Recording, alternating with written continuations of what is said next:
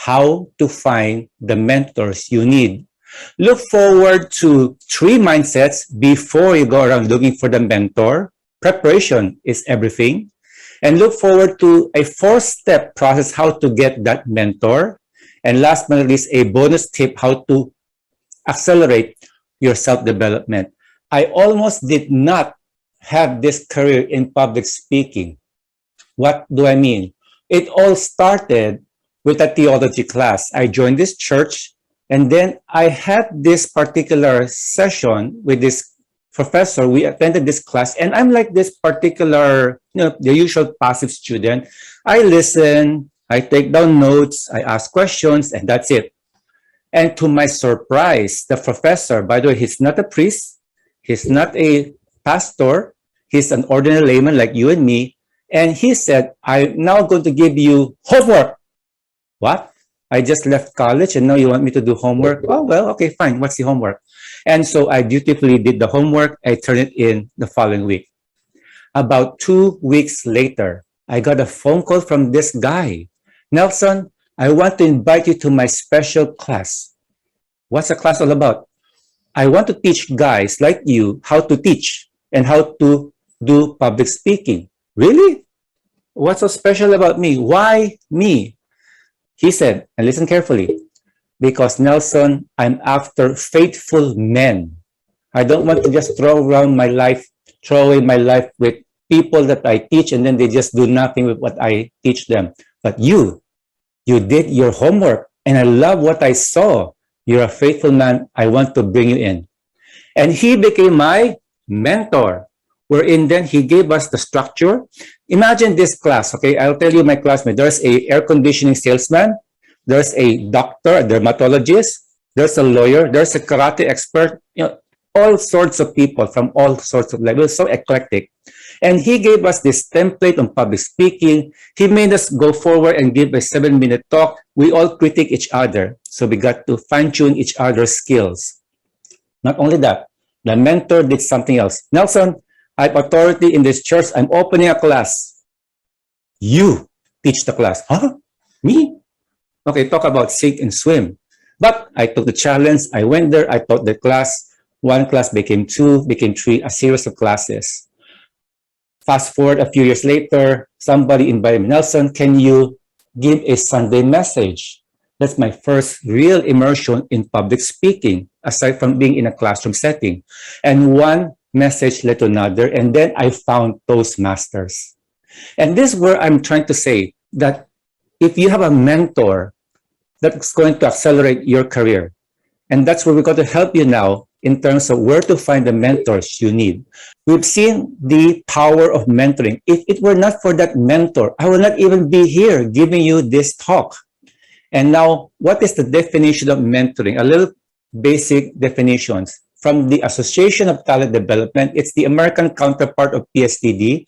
It says that mentoring is the reciprocal and collaborative at-will relationship that most often occurs between a senior and a junior employee for the purpose of the junior employee, the mentee's growth, learning, and career development. Notice it is reciprocal, it is collaborative, and it is at will. It's something with the freedom of both mentor and mentee. And usually it's between somebody higher and somebody lower. And what's the goal?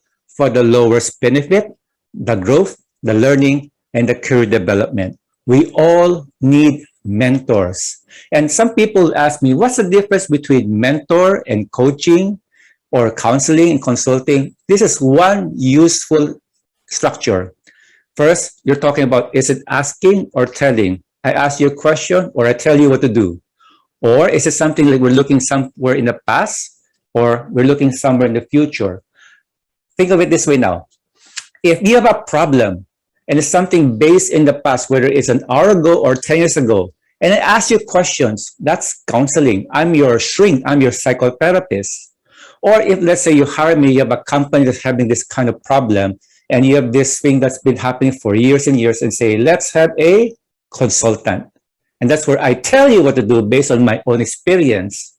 But when it comes to coaching and mentoring, the mindset is towards the future, and it's having solution. Now, here is the concept. In coaching, the coachee, that's you, You're the expert. I ask you questions, draw out ideas from you, and we work at it from there. Or this time, we want to look in the future. We're looking at solution. I'm the mentor. I tell you what to do. I share you my insights, my experience. I would like to add this particular structure, these two arrows. In the past, you're trying to fix a problem. In the future, we want you to flourish. So in the past, you have a problem. I try to fix it. If I ask you questions, I'm counseling you. If I tell you what to do, I'm consulting for you. In the future, we want to improve your life. We want to improve your career, your organization, maybe even your relationship. And therefore, we make you flourish. If I ask you, I'm coaching you. If I'm telling you, I'm mentoring you. Okay, give me a thumbs up if you find this useful. And then also type yes if you find this useful. Otherwise, also feel free to ask questions. Do I see a yes? That this is a great template for you. Yes, yes, yes. Thank you. I so appreciate your interaction. Okay, so you have now a quick view of the 4 aspects. And now we go to why mentors.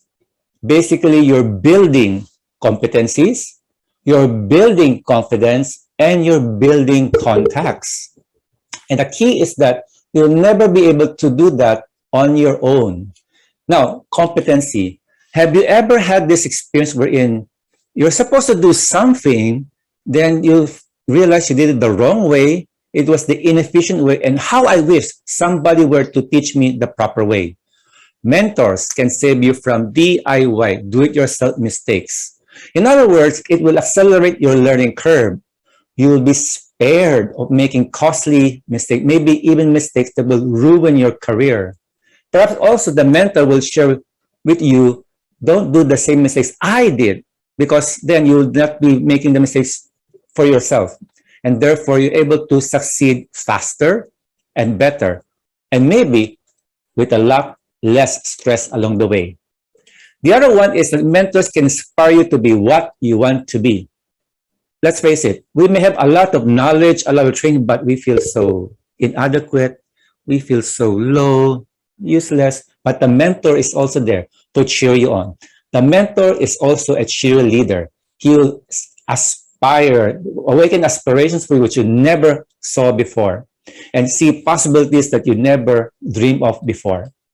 Now, last but not least, a mentor can open doors for you because he has his own connections, he has his own contacts. And if, let's say, the mentor likes you and he will introduce you, let's say, people from other departments or somebody higher up, and therefore you'll be in that higher up's radar screen, the mentor can do that for you.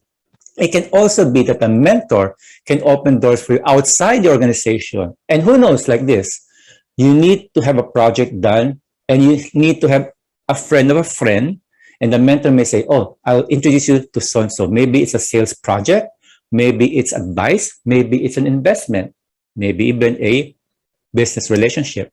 So mentors are gold. They establish competencies, confidence, and contact. Now, therefore, you must be wanting, yes, I want to have a mentor. Mentors are wanted, but where? And this is what I keep hearing about. I cannot find mentors. I try to, give a shout out. I need mentors and nobody's responding.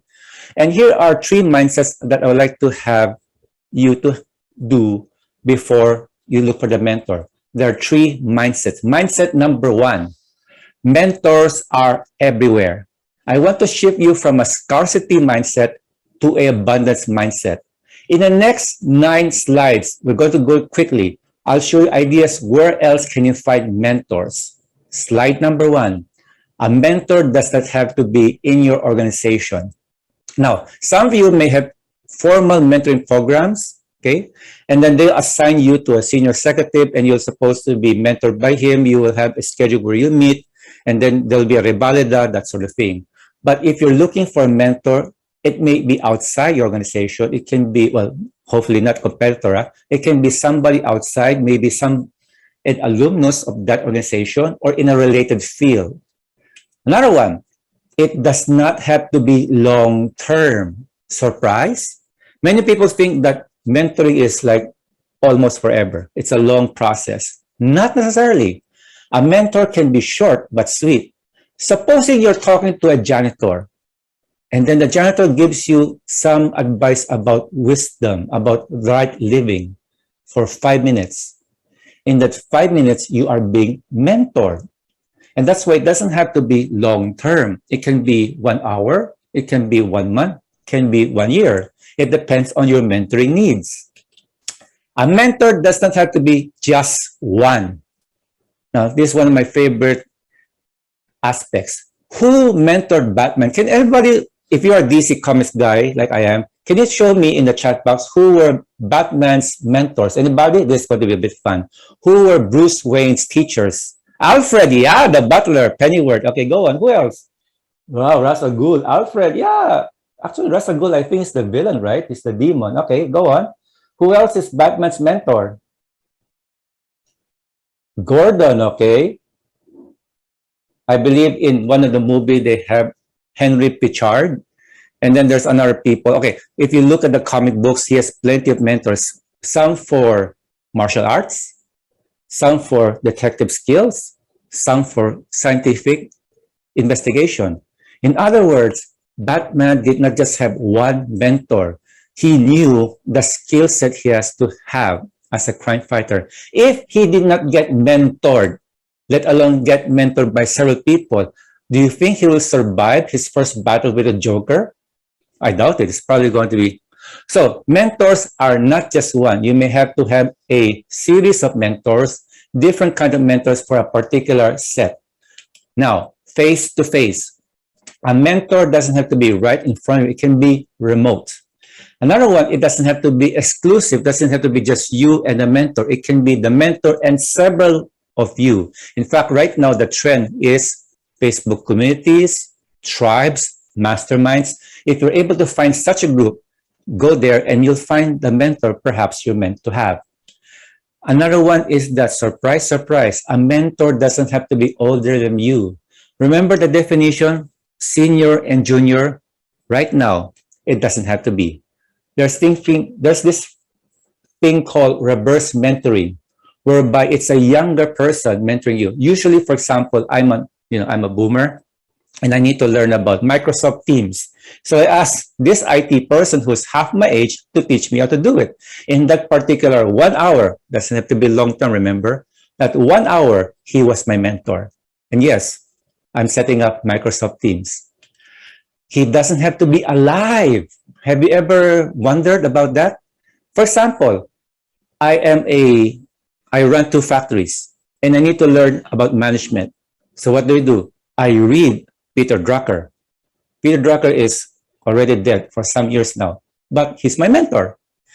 Another one would be that he doesn't have to be real. Surprise, surprise again.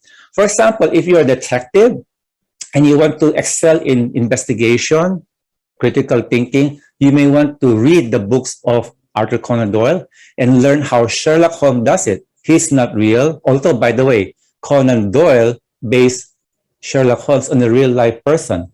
So it doesn't have to be real either. The point I'm making here is that mentors are everywhere. If you think that it's like this, has to be an organization, older than you, long term, it doesn't have to be. Expand your thinking so you can see mentors are everywhere. It's a matter now of who and where. Okay, so that's first slide. Now, mentors do not even have to be about business. You can have a mentor for a certain life skill. It doesn't have to be based on your job description. It can be about music. I like to learn painting. I like to learn how to write a book. Mentors can help you there. Now, I'm going to do something wherein I'm going to recreate a scene. And I'd like you to put in the chat box, what is that movie? It's something from a movie, okay? Here it goes. Okay, I'm doing this. What is the movie I'm referring to? Wax in, wax out. Wax in, wax out. Karate Kid. Yes, Karate Kid. Sorry, it's not Matrix. Oh, that's interesting. Why Matrix? It is the Karate Kid. Do you remember way back, the very first movie? Okay, you have Daniel, desperate to be mentored by Mr. Miyagi on martial arts. And what did Miyagi do? You wash my car. Walks in, walks out. Walks in, walks out. And then Daniel's been doing this again and again and again, and so frustrated, doesn't see the point of it all until later on he was about to quit. And then Mr. Miyagi said, okay, I'm going to throw you a punch. Then out of muscle memory, Daniel deflected that punch because of the wax in, wax out. And what is the particular lesson here? You have to be an excellent mentee. When your mentor or would-be mentor asks you to do something, you do it. Because you'll never know he's testing you. I'm not going to waste my time on you if you're not going to do what I say. So I'm going to tell you, wax in, wax out. Hey, Daniel-san is doing it. He's a good mentee. I'll train him. Then you have the woo. Yeah? You have the Karate Kid series then. Remember, I got my start with public speaking when I did the homework done by my professor. So if you want to be an excellent mentee, do your assignments. The mentor wants you to do something, do it. Because if you don't do it, it will give you the signal, I don't want to learn. And you kill the mentoring relationship before it starts. The other one is to ask the hard questions. Mentors, at least many of them, love to be challenged. And then if you ask the hard questions, is it like this? Why should it be like that, not like that? Hopefully your mentor will be delighted because then you'll be thinking about it, you're challenging him and make him think also. And then you deliver more than expected. You see, the point is that you want to excel and you want to show the mentor, you want to soar. And therefore, the way to do that is whatever the mentor asks you to do, give more. Because then he'll give more to you. It's going to be a virtuous cycle and everybody wins. Last, okay, we'll skip the how else because of time. Last, we give as well as take. Many people have this one-sided view about mentoring. I am the mentee, mentor, give me advice, give me wisdom, give me experience. No. Ideally, it is a two-way street because you're the mentee. What can you do to give back to the mentor so that then the relationship is further enriched? Here are some ideas. One, help him with his advocacies. He may have some projects. He may be involved with some NGO. Help him there. Another one is to fill the gaps of his knowledge because the mentor, chances are, will have his own blind spots. He does know everything. For example, you are a junior officer in an organization. The mentor's up there, and he may not be aware what's the problems down there, but you know. And if you do your homework, you tell him this is the actual situation down there. Then the mentor said, I didn't know that. I thought things are well. Thank you for telling me. And then you work together for the solution. That's one example. Be also his resource. Be also his SME for something. The other one is to make the mentor look good. Okay, let's face it. Mentors are also human. They will ask, what's in it for me? And therefore, if he is getting a reputation of developing people, and more people wants to work with a mentor, and his stature in the industry goes up, he's a guy that people will love to work with, people will improve because of him, make the mentor look good. Okay? Now, okay, so now how do I get a mentor? Okay, by this time, yeah, I got the trick mindset. How do I get it now? Give me the brass tracks. All right, now here are the 4 steps that how to get a mentor. Here is a summary. First, you envision what kind of person do you want to be. Second, you enlist the mentor. Then you engage the mentor. This is where the mentoring process takes place. Then when the mentoring is over, you exit. Mentoring is not marriage, wherein until death do you part. There has to be a certain terminus, a certain part where the mentoring succeeds and has to end. If it goes on forever, it'll probably get stale and boring. So let's look at it one by one. Act number 1, it's like the 4 acts of a play. You envision, what do I want to be in a certain time frame? 6 months, 1 year, 3 years, 5 years, whatever. What do you want to become? Do you want to become an accomplished public speaker? Do you want to become like a CEO? Do you want to become like an entrepreneur, successful like this guy, like that guy? Then you work backwards because you started with the end in mind. Now you work backwards. What do I need to get there? You create an assets map or a skills map. You have to identify what precisely do you need from here to that time frame over there. Now, it sounds easier than said than done, but you have to do the exercise, because if you don't have clarity what to ask from the mentor, it will not work. Because, for example, if you say, I want you to mentor me. Okay, what about? How to be a good speaker? What about? What do you need to become a good speaker? Then you have to really plan it out. So you have your identify what you need to learn, and then now you enlist. You find out who can help me get what I need. You now have to do your search. If you see this person, does this guy have what I need? Can he teach me the specifics X, Y, Z? 1, 2, 3. Here's one tip. If you want to get rich, never ask somebody's always broke. Of course. And that's why you have to look at people who are respected, who are shown to be very competent in whatever they do, somebody you admire. But be careful also that somebody is willing to mentor you, that somebody is somewhat not dictatorial, somebody's not selfish. That guy has to be willing and wanting to learn, to teach you what to do. And now your next step is, how can I ask that person to mentor me? You have to have this game plan. If I know this person can help me, now I have to think of the approach. You enlist. Now, people will say, Nelson, is there a script for me to do? This is the crucial part. Is there a script by which I can ask the mentor to mentor me? Well, let me put it this way. It depends on your personality. It depends on the personality of the mentor. Okay. So, for example, this me. I would say to this person, Mr. Mentor, I've been in this organization for about 1 year. My job is to do this, and I've succeeded in this particular aspect. But I need to learn about this. And I've been observing you, and I really love learning from you. May I ask you to mentor me on this. That will be one script, because this is how I would do it based on my personality. Your own personality may be different, so you may want to say it a different way. And the mentor, depending if it is old school or very easygoing, that's also the way to approach him. Now, I do hope that is useful for you, because that's another session altogether, how to approach that guy. But the key is always have the relationship first, and also show that you will be an excellent mentee. Mindset number 2. Now, the next one is to engage. Therefore, now when the guy agrees to be your mentor, you now have to talk the mechanics. What time? How often? What will be the milestones? What are the deliverables? And that will now be the actual process where he spends time with you, and he gives you the assignments, do the assignments, and deliver more. And all the more you'll be learning until you get to that person you want to become. And as I said, Act 4, you exit. A mentor is not forever.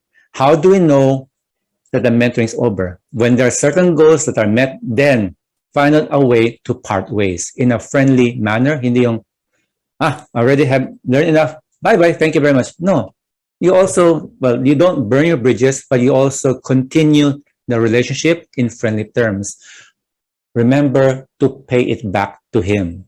Okay? And that's why also it's going to be a mutually rewarding process. Mentoring is two-way, not one-way. Here is the bonus tip I mentioned. It is to pay it forward, not just pay it back to the mentor. Pay it forward.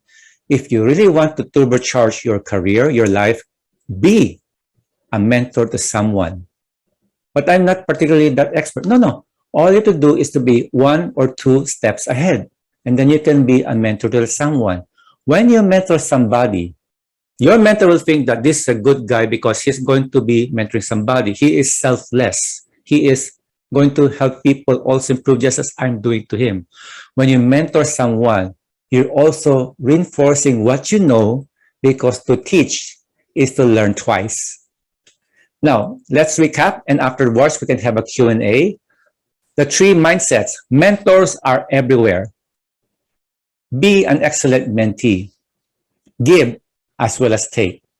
And how do we have that mentor? The 4 acts. And this is what you can do in a screenshot.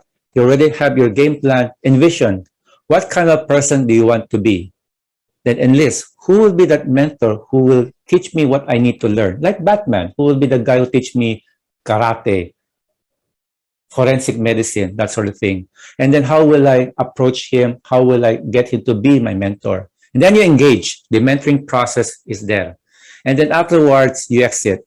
Thank you very much, Mr. Mentor. I learned a lot. I do hope to return the favor to you one day.